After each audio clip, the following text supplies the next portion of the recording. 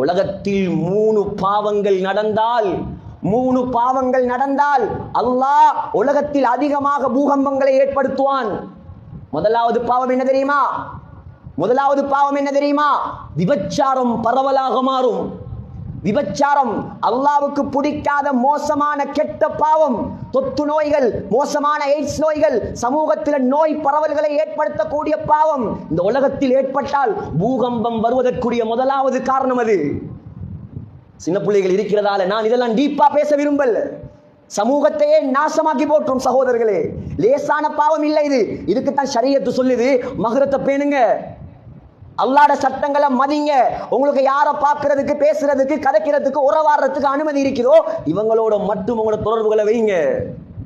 இது ரோட்டால போறவருடைய தொடர்பு தான், வீட்டுக்கு வாரவருடைய தொடர்பு தான், கணவன் கூட்டாளிமார், மனைவிக்கும் கூட்டாளிமார் தான். கேட்டா சொல்றது நாங்க கல்வி சுத்தமாம், இவங்களோட கல்வெல்லாம் சுத்தமா, நாங்க கூட பிறந்த சகோதரனை போல் பழகுகிறோம், நாங்க கூட பிறந்த சகோதரிகள் மாதிரி பழகுகிறோம். உலகத்தில் உங்களை விட கல்வி சுத்தமான ஆக்கள் தான் சஹாபாக்கள்.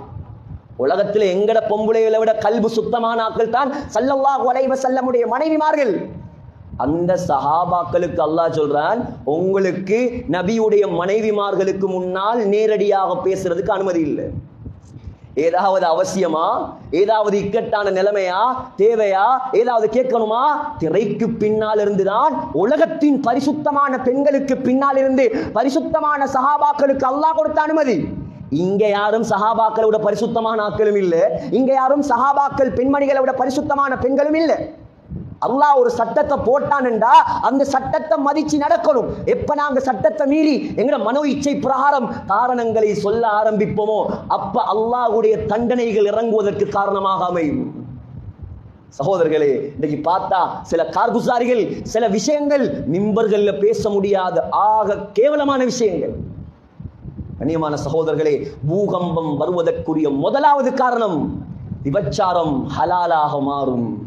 இரண்டாவது காரணம் ஸல்லல்லாஹு அலைஹி வஸல்லமுடைய மனைவி அம்மா ஆயிஷா রাদিয়াল্লাহு அன்ஹா சொன்னார்கள், இரண்டாவது காரணம் வஷரிபுல் ஹுமூர், போதை, மது, குடி போதை பரவலாக குடிக்க ஆரம்பிப்பார்கள்.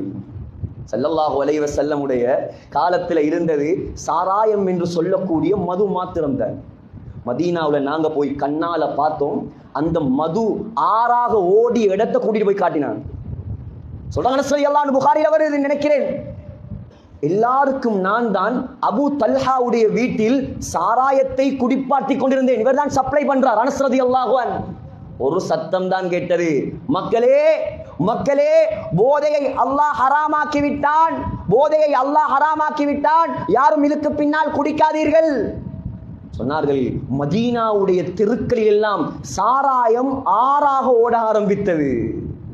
இன்னைக்கு காரணம் சொல்லுவாங்க, அது அந்த சாராயம், இது இந்த சாராயம். இன்னைக்கு புதிய புதிய பெயர்கள், புதிய புதிய மதுகள், சின்ன சின்ன பிள்ளைகள், வாலிப சமுதாயங்கள், வாலிபர்கள், எதிர்காலத்தில் வளர வேண்டியவர்கள், சமூகத்தை கட்டி ஆள வேண்டியவர்கள், இந்த உம்மத்தையே வழிநடத்தக்கூடியவர்கள், இவங்களையெல்லாம் கொண்டு போய் இதுக்குள்ள மாட்டி விட்டான்.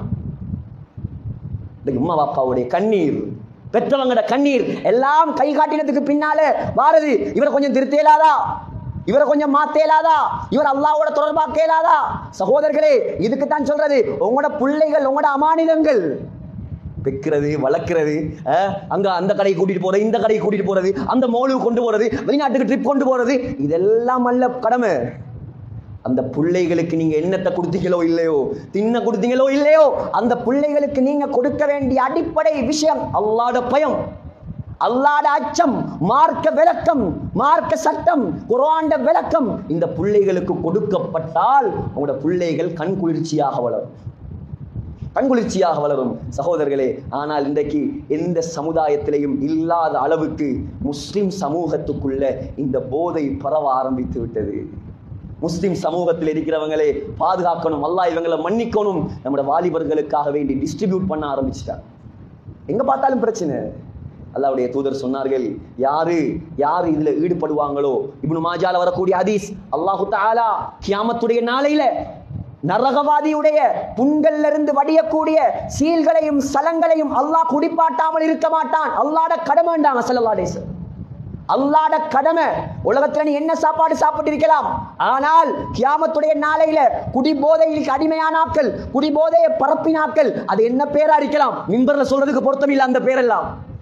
சொன்னார்கள் அல்லாஹ்வின் மீது கடமை, நரகவாதியுடைய உடம்புல இருந்து வலியக்கூடிய புண்களுடைய தண்ணி அல்லாஹ் குடிப்பாட்டுவான். குடிக்கேலுமா சகோதரர்களே, குடிக்கேலுமா, குடிக்கேலுமா? அல்லாஹ் பாதுகாக்கணும். எவ்வளவு பயங்கரமான விஷயம் இதெல்லாம். சமூகம் அல்லாஹ்வுடைய தொடர்பு இல்லாமல் மாறிவிட்டது. சொன்னாங்க மூணாவது பாவம் என்ன தெரியுமா? இசை ஹலாலாக மாற்றப்படும். மியூசிக் இன்றைக்கு யாராலையும் தவிர்ந்து கொள்ள முடியாத ஒரு பாவமாக இது மாறிவிட்டது. இன்றைக்கு மியூசிக் ஹலாலாக மாறுமோ, இந்த சமுதாயத்தில் பரவலாக மாறுமோ, இந்த சமுதாயத்தில் அதுக்குள் ஈடுபட ஆரம்பிப்பாங்களோ? சொன்னாங்க அனஸ் ரலியல்லாஹு அன்ஹுவை பார்த்து, அனஸே, இந்த உம்மத்தில் அல்லாஹ் பூகம்பத்தை ஏற்படுத்துவான். இந்த 3 பாவங்களும் நடந்தால், சினிமா, சினிமாவும் மியூசிக்கும் எப்படி என்றா அந்த கையும் விரலும் மாறி ரெண்டையும் பிரிக்க இயலாது. நாங்க சொன்னா என்ன சொல்லுவோம், இந்த உலமாக்கள் இப்படித்தான் ஃபண்டமெண்டலிஸ்ட், இவங்க மார்க்கத்தை பத்தி மட்டும்தான் பேசுவாங்க. இந்த காலத்துல ஜொலி பண்ணாம எந்த காலத்துல ஜொலி பண்ற, இந்த காலத்துல மியூசிக் கேட்காம எந்த காலத்துல மியூசிக் கேட்கிற, அதையும் கேட்காத இதையும் கேட்காத, அதையும் பார்க்காத இதையும் செய்யாத, எல்லாத்தையும் தடை போட்டுக்கிட்டே இருந்தா நாங்க எப்படி வாழ்ற? நாங்க சொன்னா தான் அவங்களுக்கு மட்டமா விளங்கும். சினிமால ஆஸ்கார் விருது எடுத்த ஒரு லேடியே சொல்றா, cinema is a area of vulgarity. இது நான் சொல்ற வார்த்தை அல்ல, இது சினிமால ஆஸ்கார் எடுத்த பொம்பளை, ஆஸ்கார் விருது எடுத்த பொம்பளை சொல்றா, சினிமா இருக்குது உலகத்துல ஆக கேவலங்கட்ட கேடுகட்ட ஒரு ஏரியா தான் சினிமா. அவன் பொழுதுபோக்குக்கு செய்றார், அவன் உழைக்கிறதுக்கு செய்யறான், கோடி கோடியா சல்லி உழைக்கிறதுக்கு செய்யறான், அவன் மக்களை ஏமாத்துறான், அதிலேயே போறான். ஜஸ்ட் டைம் பாஸ், நேரத்தை நாசமாக்குறதுக்கு அவன் கொண்டு வந்தது இந்தியால இருந்து, அங்கங்க ஒவ்வொரு நாடுகள்ல இருந்து, யூரோப்ல இருந்து வந்த ஷைத்தான் இதெல்லாம். அவனுக்கு வாழ்க்கையை இவன்ட வாழ்க்கையா மாத்துறார். திடீர்னு தாடி முகத்துல கேட்டா தலைவர் தாடி வச்சிருக்காராம். அவர் அடுத்த படத்தில் எடுத்தா இவரும் எடுத்துருவார். எங்கட தலைவர் யார்? எங்கட தலைவர் யார்? இந்த வாலிப சமுதாயம் யாரை பின்பற்றணும், யாருக்கு பின்னால போகணும்? இஸ்லாத்தில் எதை விட்டார்கள் ஸல்லல்லாஹு அலைஹி வஸல்லம்? நடப்பதற்கு சொல்லி தரவில்லையா உனக்கு?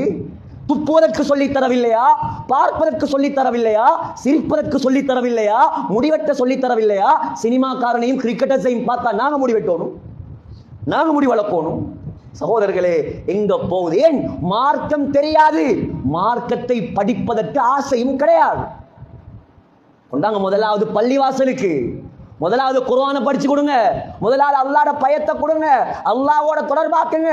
கெட்ட கூட்டாளிமார விட்டு பிரிங்க, உலமாக்களோட கூட்டாளிமாரா மாத்துங்க. மார்க்கத்தை தெரிஞ்சவங்களோட கூட்டாளி ஆக்குங்க உங்களோட பிள்ளைகளை. மார்க்கத்தை எடுத்து நடக்கக்கூடிய மக்கள் சுஹபத்தில் வைங்க, அந்த பிள்ளையும் நல்லவராக மாறுவார். செஞ்சு பாருங்க, 5 பிள்ளைகள், 6 பிள்ளைகள், 4 பிள்ளைகள், 3 பிள்ளைகள், இல்ல மாஷா அல்லாஹ். எல்லா பிள்ளைகளும் நாங்க மௌத்தாகினா எங்களுக்கு கபர்ல துஆ செய்வாங்களா? நாங்க நாளைக்கு மௌத்துண்டா இன்னைக்கு நீங்க உருவாக்கி வச்சிருக்கிற பிள்ளைகள் உங்களுக்கு ஜனாசா தொழுவிச்சு உங்களுக்காக கண்ணீர் வடிப்பாரா? கேட்டு பாருங்க, உங்களை நீங்களே கேளுங்க. என்ன இருந்தும் வேலையில்லை சகோதரர்களே, நீங்கள் பெத்து வளர்த்து ஆளாக்கிய பிள்ளைகள் போதும். இந்த ஸ்மார்ட் போன் மாத்திரம் தீனை ஹயாத்தாக்கிய வாலிபன் இன்னைக்கு போனை ஹயாத்தாக்குற காலம். அந்த போன் ஒன்று போதும் அவன் உலகத்தில் உள்ள எல்லா பாவமும் செய்யறதுக்கு.